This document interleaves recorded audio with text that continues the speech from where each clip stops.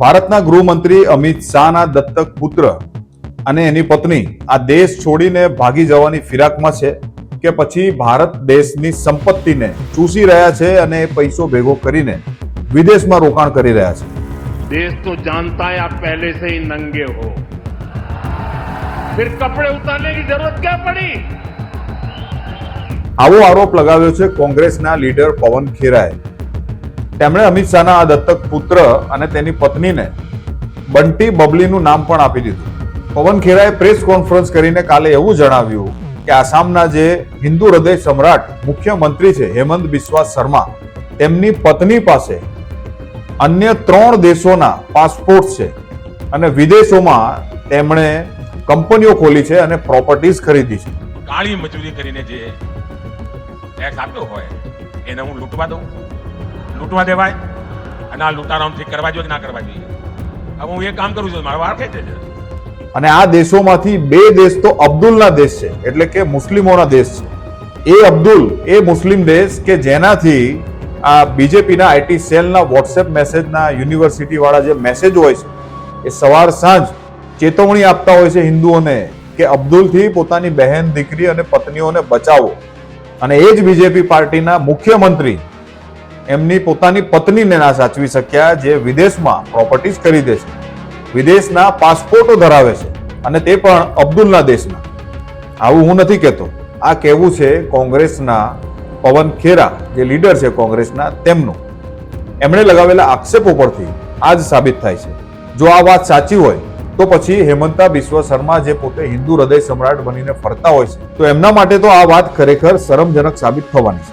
પરંતુ આપણી બીજેપીની એક ખાસિયત છે કે શરમ જેવી કોઈ બાબત આપણા બીજેપીમાં મળતી જ નથી, કારણ કે બીજેપીએ બેશરમીના ટ્યુશન લીધેલા છે।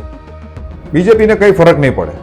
કોંગ્રેસના પવન ખેરાએ તો આ પ્રેસ કોન્ફરન્સની અંદર અબ્દુલના દેશમાં આ હેમંતા બિસ્વા શર્માની જે પત્ની છે એમના દ્વારા જે રોકાણ થયું છે એ રોકાણોની પણ વિગતો જાહેર કરી છે, એમના ડોક્યુમેન્ટ્સ જાહેર કર્યા છે, આ પાસપોર્ટના ઝેરોક્સ કોપીઝ પણ જાહેર કરી છે અને આમ કરીને બીજેપીની પોલ ખોલી નાખી છે।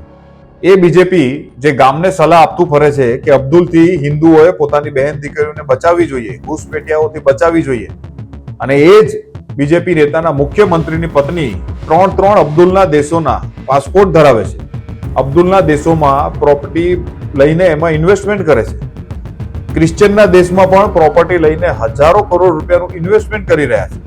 જો આ વાત સાચી હોય તો એટલે બીજેપીએ આ જેટલી પણ સલાહ હિન્દુઓને આપે છે એની શરૂઆત પહેલા પોતાના ઘરેથી કરવી જોઈએ।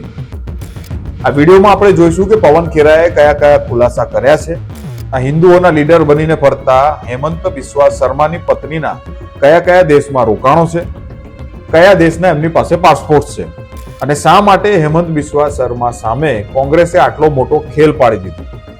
તમે જોઈ રહ્યા છો જાગો ઇન્ડિયાની યુટ્યુબ ચેનલ અને હું દીપેનસિંહ તમારું સ્વાગત કરું છું આપણી ચેનલમાં।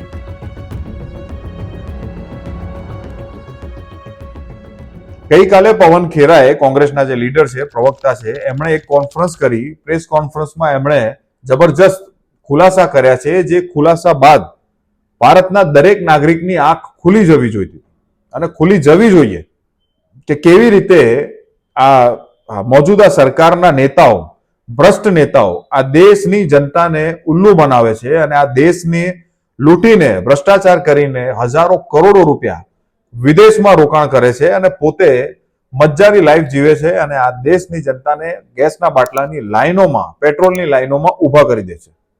આસામના સીએમ હેમંતા બિસ્વા શર્મા, એમની જે પત્ની છે રિન્કી હેમંતા શર્મા, તો એમની પાસે 3 દેશોના પાસપોર્ટ છે અને આ બધા જ પાસપોર્ટ ચાલુ પાસપોર્ટ છે। એવું નથી કે એક્સપાયર થઈ ગયા છે, જૂના પાસપોર્ટ છે, પહેલાના પાસપોર્ટ છે, એવું નથી।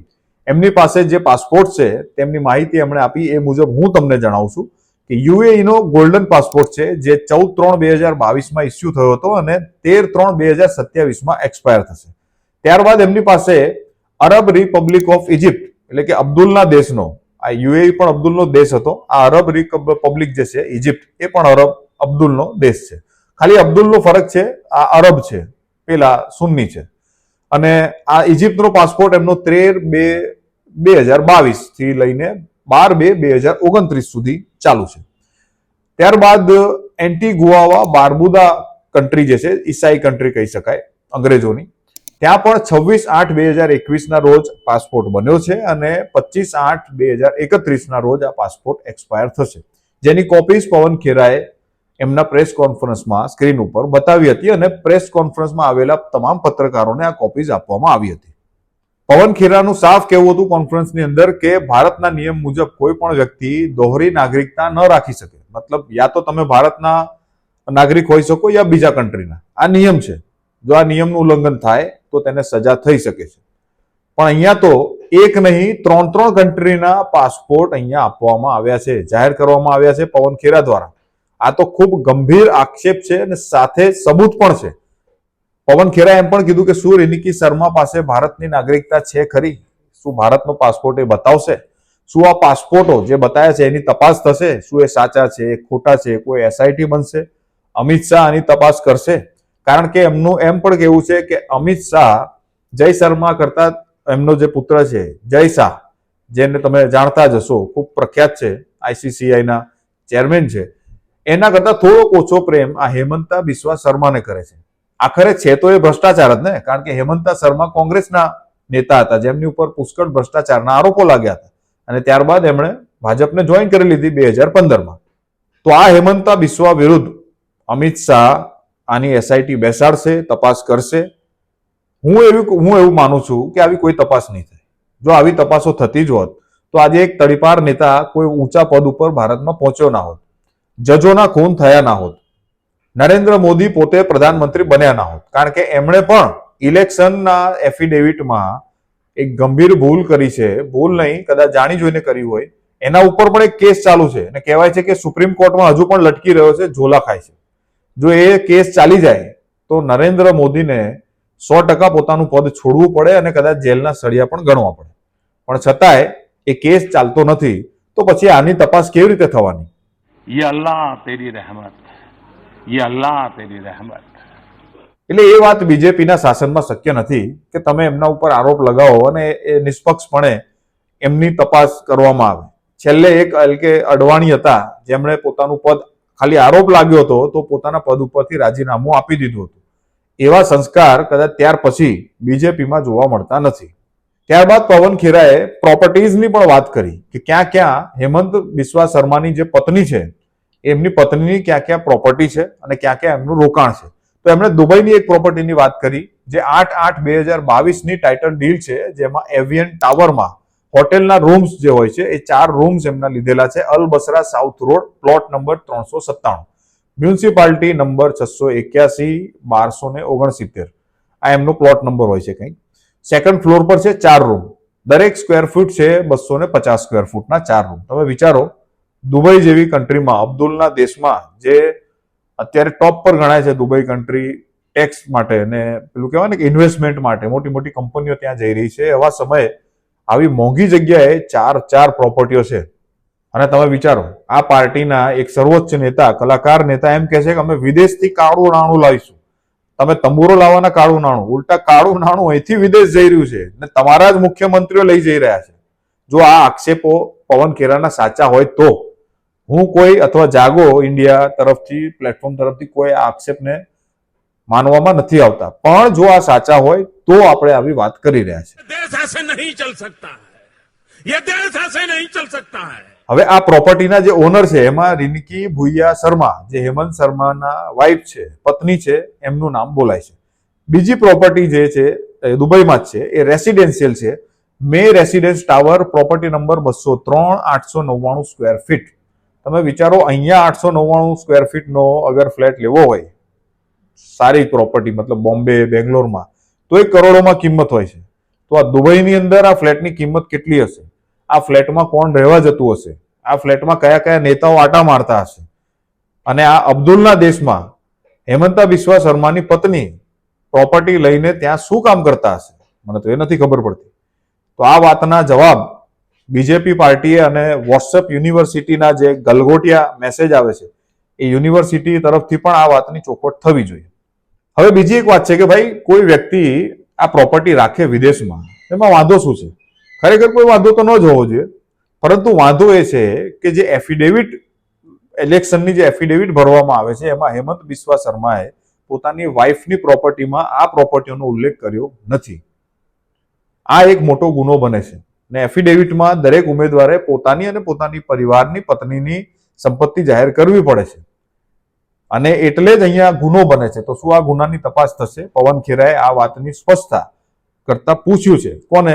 આપણા ઇલેક્શન કમિશનના જે મુર્ખેશ કુમાર છે, જ્ઞાનેશ કુમાર છે, જે એના ચૂંટણી કમિશનર, એમને ચેલેન્જ કરી છે કે શું તમે આ એફિડેવિટમાં નથી, અમે પ્રૂફ મૂક્યા છે, તો તમે આને સજા આપશો? આ હેમંત બિસ્વા શર્માને પોતાના પદ ઉપરથી હટાવશો? તમને શું લાગે છે? અમને કોમેન્ટ ખાસ કરજો આ વાતનું કે શું જ્ઞાનેશ કુમારમાં એટલી તાકાત છે, એટલી રીઢની હડ્ડી, સ્પાઇન વધી હશે કે આ જે કાંડ ખુલ્લો થયો છે એના ઉપર એક્શન લઈ શકે? મને તો નથી લાગતું કે વધી હોય. તમને શું લાગે છે? અમને કોમેન્ટ ખાસ કરજો. પણ હવે આગળની વાત થોડીક સમજીએ. યુએસ ની અંદર આપણા જે નરેન્દ્ર મોદીના ફ્રેન્ડ છે ડોનાલ્ડ ટ્રમ્પ, એમના દેશમાં એક સ્ટેટ છે વ્યોમિંગ કરીને એક સ્ટેટ છે. આ સ્ટેટ ઓફ વ્યોમિંગમાં એક એલએલસી કંપની બનાવેલી છે આ રેનિકી ભુયા શર્માએ. પારિવારિક કંપની છે. આ કંપનીના 3 મેમ્બર્સ બતાવવામાં આવ્યા છે. એક મેમ્બર રેનિકી શર્મા પોતે, બીજો મેમ્બર રેનિકી એચ શર્મા એટલે કે હેમંતા શર્મા, એચ રેનિકી શર્મા જે પણ લખ્યું હોય એ ડોક્યુમેન્ટ્સમાં છે, અને ત્યારબાદ રિંકી નંદિલ. તો આ નંદી જે છે એ નંદિલ એમના પુત્રનું નામ છે. તો આ 3 નામો છે એટલે કે પરિવારનું આખું નામ છે આ કંપનીની અંદર. આ કંપનીની જે એન્યુઅલ મીટિંગ થઈ હતી, જનરલ મીટિંગ, એની અંદર એવું પણ જાહેર કરવામાં આવ્યું હતું કે આ કંપની આવતા વર્ષે હોટેલ્સમાં રોકાણ કરશે, એટલે કે હોટેલો બનાવશે. અને એના માટે કેટલું બજેટ ફાળવવામાં આવ્યું જે પવન ખેરાએ પોતે કહ્યું, એ પોતે ગણતરીમાં પણ કન્ફ્યુઝ થઈ રહ્યા હતા, એટલું મોટા આંકડા હતા. તો એ આંકડાની આપણે વાત કરીએ કે કેટલું બજેટ આ કંપનીએ એલોકેટ કર્યું છે. તો આ બજેટની રકમ હતી જેને એડોપ્શન બજેટ કહેવાય છે, એ હતું 3,467 કરોડ રૂપિયા, નહીં ડોલર. 3,467 કરોડ ડોલર એને રૂપિયામાં કન્વર્ટ કરીએ ને બોસ, તો કેટલા થાય? આપણા ગુજરાતનું દેવું આખું ચૂકવાઈ જાય. 3,29,365 કરોડ રૂપિયા આ રકમ થાય છે. આ રકમ આ કંપની ઇન્વેસ્ટ કરવાની વાત કરી રહી છે. તો આ 3 લાખ કરોડ રૂપિયા ક્યાંથી આવ્યા? શું આ ભ્રષ્ટાચારના પૈસા છે? શું આ કમિશનની ખાધેલી કટકીઓ છે? આ પૈસા ક્યાંથી આવ્યા એની ચોખવટ આ ભારતનું ગૃહ ખાતું અથવા તો ભારતની એજન્સીઓ ઈડી, વીડી, સીબીઆઈ, પાકિસ્તાનમાં જે હમજા બેઠો છે, શું એ શોધી શકશે? અને આ મીટિંગમાં એમ પણ થયું છે જાહેર કે આના જે ઓનર્સ છે, આ 3 ઓનર, એમને જે પૈસા વેચવામાં આવશે એ પૈસા પ્રત્યેકના છે 52,000 કરોડ રૂપિયા. જે આંકડો છે એને કન્વર્ટ કરતા 52,000 કરોડ રૂપિયા વેચવાના થાય છે એવો આક્ષેપ પવન ખેરા કોંગ્રેસના કરી રહ્યા છે. અને પ્રૂફ સાથે એમણે આ કંપનીની વેબસાઇટ ઉપર જઈને ચેક કર્યું અને વેબસાઇટના સ્ક્રીનશોટ્સ પણ બતાવ્યા હતા, જે જાહેર કરે છે કે આ વસ્તુ ત્યાં અવેલેબલ છે. ये क्या कोई नेता करता है ऐसा? ये काम तो दाऊद इब्राहिम करता है, नीरव मोदी करता है, ललित मोदी करता है, और कौन था वो, मेहुल चौकसी करता है. यही काम हेमंता बिस्वा शर्मा करता है. फिर हम उसको बंटी बबली कहते हैं, इनको आपत्ति होती है. ये क्या बंटी बबली नहीं है तो कौन है ये 52,000 करोड़ रुपया आप अमेरिका में कैसे लाए, कैसे आया, कहां से कमाया, ये बताइए. ये दुबई की प्रॉपर्टीज क्यों नहीं है हलफनामे में, ये बताइए. क्या ये आदमी एक दिन भी जेल से बाहर के रहने लायक है, ये बताइए. આ હેમંતા બિસ્વા શર્મા પર શંકા એટલા માટે પણ જઈ શકે કારણ કે હેમંતા બિસ્વા શર્મા શ્યામ મીરા સિંહના એક વિડીયોમાં એમણે બહુ જબરજસ્ત રિસર્ચ કરીને બતાવ્યું હતું કે આ શર્માના પાસેથી આતંકવાદી એટલે કે માઓવાદી જે પ્રવૃત્તિઓ હોય ને એ પ્રવૃત્તિઓના પણ પુરાવા મળેલા છે. એમની ધરપકડ પણ થયેલી છે. પહેલા એમની પાસેથી હથિયારો પણ બરામદ કરવામાં આવ્યા છે જ્યારે એ ભણતા હતા, સ્ટુડન્ટ લીડર હતા, તે સમયની વાત છે. તો આ પણ એક બહુ ગંભીર બાબત કહેવાય કે આવી વ્યક્તિ સીએમ બની જાય છે, આપણા દેશની અંદર મુખ્યમંત્રી બની જાય છે, અને વિચારો વિદેશમાં આટલી મોટી કંપની એમના પત્નીના નામની ખુલી જાય છે, જેમાં એમનું પણ નામ છે. હેમંત શર્માને તુરંત જ ધરપકડ કરવી જોઈએ એવી વાત એમણે અમિત શાહને ચેલેન્જ સાથે કરી છે. પણ તમને શું લાગે છે કે જે વ્યક્તિ અત્યારે પ્રચારમાં વ્યસ્ત હોય એ વ્યક્તિ આ વસ્તુ પર ધ્યાન આપશે? જેના માટે ચૂંટણી જીતવું એકમાત્ર લક્ષ્ય હોય, શું એ વ્યક્તિ આની તપાસ કરશે?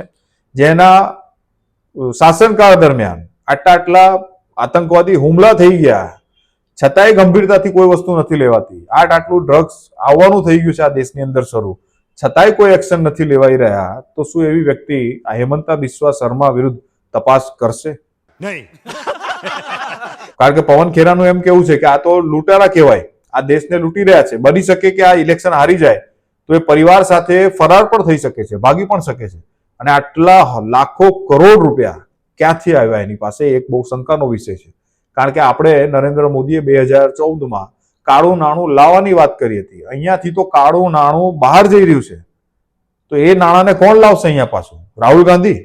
તો આ એક ગંભીર આરોપ પવન ખેરાએ કોંગ્રેસના પ્રેસ કોન્ફરન્સ કરીને લગાવ્યો છે, જેના વિરુદ્ધમાં બિસ્વા શર્માએ આજે એવો આરોપ સામે લગાવ્યો છે કે આ બધી વાતો ખોટી છે અને આ જે ડોક્યુમેન્ટ્સ બતાવ્યા છે એ તો ડિજિટલ છેડછાડ થયેલા ડોક્યુમેન્ટ છે, એમાં ભૂલ છે, એઆઈ જનરેટેડ ડેટા છે, આવી બધી વાતો કરી છે.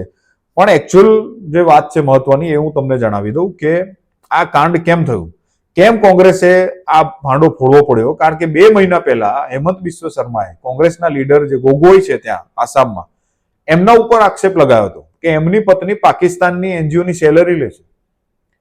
એમની પત્ની અને આ ગોગોઈ પાકિસ્તાનની વિઝિટ કરે છે, ત્યાંથી કોઈને કોઈ દેશ વિરોધી પ્રવૃત્તિ સાથે જોડાયેલા છે, આવા આક્ષેપો એમણે લગાવ્યા હતા. પણ જોવાની વાત છે કે એમણે એમ પણ કીધું હતું 2014માં એમની વિઝિટ થઈ હતી. તો પછી ભારતની સરકાર, મોદી સરકાર, જે ધુરંધર સરકાર છે, આ સરકાર 2014 થી અત્યાર સુધી શું મંજીરા વગાડતી હતી? શા માટે એમણે આ ગોગોઈની ઇન્ક્વાયરી ના કરી? શું આપણી આઈબી, આપણી રો ભજીયા તળે છે, કુંભણિયા ખાય છે બેઠી બેઠી ઓફિસમાં? એમણે આટલા વર્ષ શું કર્યું? શું એમણે આ એજન્સીની તપાસ ના કરી હોય, એનજીઓની તપાસ નહીં કરી હોય? જો એમનો ફોલ્ટ હતો તો આટલા વર્ષમાં ગોગોઈને કેમ પકડવામાં ના આવે? એ પણ એક બહુ મોટો પ્રશ્ન છે. એટલે હેમંત બિસ્વા શર્મા ક્યારેય કોઈ પણ પ્રૂફ નથી આપી શક્યા. વોટ્સઅપ યુનિવર્સિટીમાં પણ કહેવામાં આવે છે કે રાહુલ ગાંધીને ઇટાલીની નાગરિકતા છે, સોનિયા ગાંધીની ઇટાલીની નાગરિકતા છે. આજ સુધી એક પણ ડોક્યુમેન્ટ બીજેપીનું આઈટી સેલ કે કોઈ પણ મંત્રી જે ફેંકમ ફેંક કરે છે એ જાહેર નથી કરી શક્યો. અને એ વાતમાં આપણે કોંગ્રેસને માનવી પડે. આજે કોંગ્રેસે જે હોમવર્ક કર્યું છે બોસ, એ બતાવે છે કે કોંગ્રેસે ઘણો બધો સુધાર કર્યો છે પોતાની કામ કરવાની પદ્ધતિમાં. એટલે આજે રાહુલ ગાંધી પપ્પુ નહીં પણ બીજેપીના પપ્પા બની ચૂક્યા છે, જેનાથી આજે ભલભલા મોટા કલાકાર નેતાઓ કહેવાય ને કે ફે ફાટી જાય છે. એ આવે એટલે રાજ્યસભા અને લોકસભામાંથી પલટી મારી જાય છે. હાજર રહેવામાં પણ બીક લાગે છે આ દેશના સર્વોચ્ચ નેતાને. તો તમારું શું માનવું છે? શું આ આક્ષેપોની તપાસ થવી જોઈએ? શું આ ગંભીર બાબત નથી? શું જનતાએ, ગુજરાતની જનતાએ અથવા ભારતની જનતાએ, ગુજરાતની એક ફેમસ વાનગી છે મેથી પાક, તો શું આ ફેમસ વાનગી મેથી પાક ચખાડીને એમને એનો સ્વાદ ખવડાવીને એમના શરીરમાં રહેલા જેટલા પણ દુર્ગુણો છે, દોષ છે, એ દોષ કાઢશે જનતા? મને તો એવું લાગે છે કે જનતા હવે મેથી પાક નામની વાનગી ખવડાવીને જ આ નેતાઓને વિદાય કરાવશે. અને આ નેતાઓએ મેથી પાક ખાવો પણ જોઈએ, જેનાથી શું થાય કે શરીરની અંદર મેથી જવાથી આ બધી જ સમસ્યાઓ, જે શરીરમાં રોગ હોય ને, જે દુર્ગુણો હોય, એ બધા નીકળી જાય છે. તો તમને શું લાગે છે અમને કોમેન્ટ કરીને જરૂર જણાવજો. આ આક્ષેપો વિશે તમારું શું માનવું છે? અને સમાચાર તમને જો યોગ્ય લાગ્યા હોય અને આ માહિતી ખરેખર તમને લાગતું હોય કે આપણે આ દેશમાંથી ભ્રષ્ટાચારને હટાવવો છે, તો પ્લીઝ આ માહિતીને શક્ય તેટલા વધુ લોકો સુધી શેર કરજો, વિડીયોને લાઈક કરજો અને ખાસ તો જે લોકોએ સબસ્ક્રાઇબ કરી છે આપણી ચેનલને એ લોકો જોઈન કરજો, જેથી અમને આર્થિક સહયોગ મળે અને અમે આ ચેનલને હજુ વધારે ગ્રો કરી શકીએ અને સારી અને સાચી માહિતી તમારા સુધી પહોંચાડી શકીએ. તો ફરી મળીશું એક નવા સમાચાર અને ટોપિક સાથે. ત્યાં સુધી જાગતા રહેજો અને જગાડતા રહેજો. જય હિન્દ. मैं तो बच्चों वाला नहीं हूँ, लेकिन मैं आपके बच्चों की चिंता करता हूँ.